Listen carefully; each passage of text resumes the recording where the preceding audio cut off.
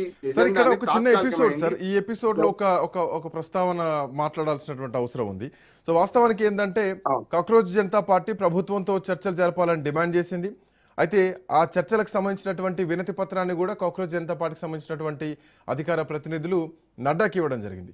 So ఇచ్చిన తర్వాత ఒక లిఖితపూర్వకమైనటువంటి ఆ వినతి పత్రాన్ని తీసుకొని వాటిని ఒక ఉన్నతమైనటువంటి నాయకత్వంతో మేము చర్చిస్తామని నడ్డా చెప్పడం జరిగింది.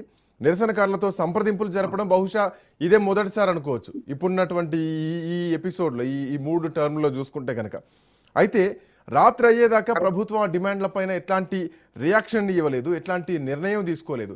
బట్ ఆల్ ఆఫ్ సడన్గా రాహుల్ గాంధీ ఎంటర్ కావడం జరిగింది. అంటే ప్రభుత్వం ఏదో నిర్ణయం తీసుకోబోతోంది అన్నటువంటి సంకేతంతోనే రాహుల్ గాంధీ అసలు ఎట్లాంటి యాక్షన్ ప్లాన్ లేకుండా, ఎట్లాంటి ముందస్తు సమాచారం లేకుండా ఈ నిరసన వ్యక్తం చేయడం ఎట్లా చూడాలి? బొద్దింకల్ని హైజాక్ చేశారనుకోవచ్చా? ఎట్లా చూడొచ్చు?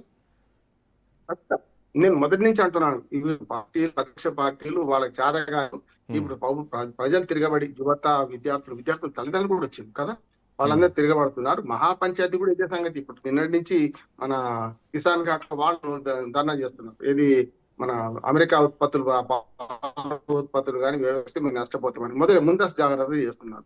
వీటన్నిటిని వీళ్ళు హైజాక్ చేస్తారంటున్నాను స్పష్టంగా. అప్పుడు కూడా అంతే కదా, మీకు కాల్పులు జరగన మన రైతుల ఉద్యమంలో ఏమన్నా బయట శివాలో జరిగిన దానిలో కూడా వీళ్ళు క్రెడిట్ పొందింది కదా. అందుకని ఇంకొక మాట చెప్పిన, సంఘ విద్రోహ శక్తులు ఇప్పుడు ఇంట్లో పొంచి ఉంటే మీ ఉద్యమంలో వాళ్ళు పనిచేస్తారండి. చూసింది కదా, 118 మంది పోలీసులు గాయపడ్డారు కదా. అంటే ఇటు నుంచి కూడా రాళ్ళు పడ్డట్టే కదా అవుతుంది కదా. అంటే ఏమన్నట్టు, ఇంత సంఘ విద్రోహ శక్తులు వస్తారు చేస్తారండి. అందుకని అభిజిత్ ఇంకొక మాట అన్నారు, ఏమనంటే నేను క్షమాపణ కొడుతున్నాను, ఈ ఉద్యమంలో అటు మన ఉద్యమకారులు చాలా గాయాలని, కాళ్ళు విరిగినాయి, చేతులు విరిగినాయి, నేను క్షమాపణ చెప్తున్నాను. అందుకని గతంలో చంపారణ ఉద్యమంలో హింస ప్రేరేపైతే గాంధీ దాన్ని మొత్తం ఉపసంహరించుకున్నారు. చాలా మంది విమర్శించారు, ఇంత ఉధృతంగా పోతుందా, నిపుణులు నీళ్లు జరిగినని చెప్పి. అది చేయాల్సిన అవసరం ఉంది. ఇప్పుడు ఏం చేయాలంటే సిజేపీ పార్టీ మా ఉద్యమాన్ని హైజాక్ చేస్తున్నారు, మా ఉద్యమాన్ని ఆగం చేస్తున్నారు. నేనన్న మాట కూడా కాదు, ఎవరన్నారు? ఇప్పుడు కేజ్రీవాల్ అన్నారు కదా, మీరు నిడదాకా వాళ్ళు సిజేపీ వాళ్ళు చేస్తున్న ఉద్యమంలో మీరు కనీసం స్పందించలేదు, తెగేదాకా లాగిండ్రు. నేను స్పష్టంగా చెప్తున్నా, మొదటి నుంచి తెగేదాకా లాగిన తర్వాత ఇప్పుడు వరుసగా ఓటు ఉద్యమాలు మొదలైతే ఈ ప్రతిపక్షాలు కానీ మీకు రాలేదా, జ్ఞానం రాలేదా? అందుకని ఏమన్నా అంటే వాళ్ళు దిగ్గానే మంత్రిని పంపిస్తారు ప్రధానమంత్రి ఇంటి నుంచి. అందులోకి వీళ్ళకి తిరుగుతా ఉన్నాడు ఆయన. ప్రధానమంత్రి ఇంటికి ఉన్న అది నడుచుకుంటే పోయిండు. ఏది మన సింగ్ మంత్రి ఎవరున్నారు, అర్జున్ సింగ్, లోపలికి తిరుగుతూనే ఉన్నాడు కదా. మరి అదే పని ఇప్పుడు నడ్డా పిలిస్తే పోయింది వీళ్ళు పాపం కదా, ఇది మన సిజేపీ వాడు. అటువంటిది నడ్డాని అక్కడికి ఎందుకు రాడు? ఇప్పుడు అక్కడ పెద్ద జరుగుతుంది, వాళ్ళు ఏమనకపోయేవాళ్ళు కదా. ఎవరైనా కేంద్ర మంత్రిని ప్రతినిధి బృందం అక్కడికి పంపితే బాగుంటుండే కదా. ఇప్పటికైనా సరే నేను ఓపిక పట్టిన వాళ్ళు ఇచ్చొచ్చారు. గంట వాళ్ళు సిజేపీ ప్రతినిధులు శ్రీకాంత్ గంట సేపులో పడ్డారు.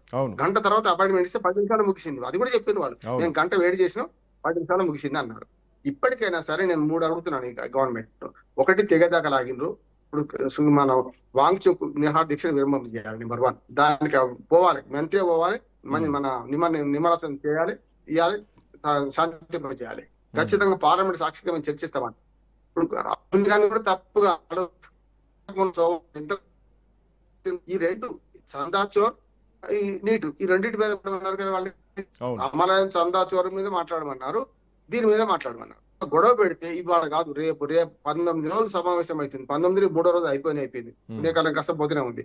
మరి 3 రోజులు అయిపోయింది కదా, 6 రోజులకు వారం వరకు మాట్లాడతాం అని ఒక మాట ఇస్తే అయిపోయేది కదా. అంటే పార్లమెంట్ లో ఎప్పుడైతే చర్చలకు తావు లేకుండా బయట ప్రజలు బయట తిరగబడతారు కదా. నేను ఒకటే మాట్లాడుతున్నాను, ఇంట్లో సమస్యను పరిష్కరించుకోలేకపోతే ఎక్కడ పోతాం, వీధులు పడతాం కదా.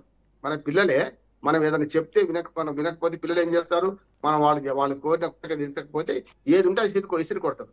ప్రజల హింస వేరు. బట్ ఒకవేళ రాహుల్ గాంధీ నిజంగా ఇప్పుడు పేపర్ లీకేజ్ గురించే రాహుల్ గాంధీ నిరసన వ్యక్తం చేయడం జరిగింది, రైట్? నీట్ పేపర్ సంబంధించి విద్యార్థులపైన లాఠీ చార్జ్ జరిగిన తర్వాత వీళ్ళ వాయిస్ రేజ్ అయింది. సో అప్పటి వరకు కూడా కాంగ్రెస్ పార్టీ దూరంగానే ఉంది. మిగతా ప్రతిపక్షాలన్నీ రావడం, కలవడం ఇవన్నీ జరిగినటువంటి పరిస్థితి. ఈవెన్ 17 జూలై ఉత్తరాఖండ్ డెహ్రాడూన్లో కూడా నీట్ పరీక్ష పేపర్కి సంబంధించినటువంటి లీకేజ్ కోసం అక్కడ ఛాత్రానికి గూంజ్ అనేటువంటి ఒక కార్యక్రమాన్ని నిర్వహించడం జరిగింది.